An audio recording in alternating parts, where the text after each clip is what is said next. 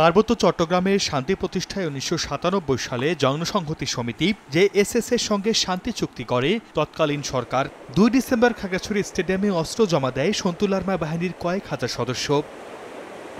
তবে স্থানীয়রা বলছেন, চুক্তির ২৭ বছরেও পাহাড়ে ফেরেনি কাঙ্ক্ষিত শান্তি।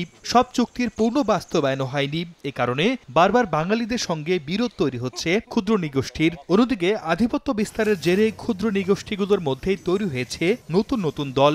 আর এসব দলের সদস্যদের বিরুদ্ধে চাঁদাবাজি, গুম, খুন ও রক্তক্ষয়ী সংঘাতে জড়ানোর অভিযোগ রয়েছে।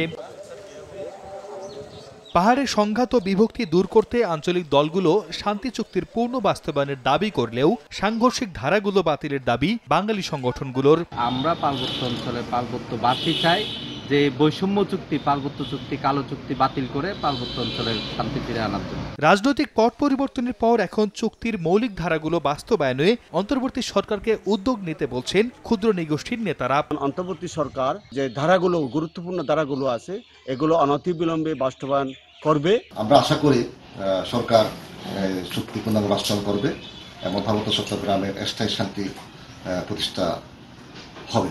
এদিকে পাহাড়ের শান্তি প্রতিষ্ঠায় সার্বক্ষণিক কার্যক্রম চলছে বলে জানায় পুলিশ।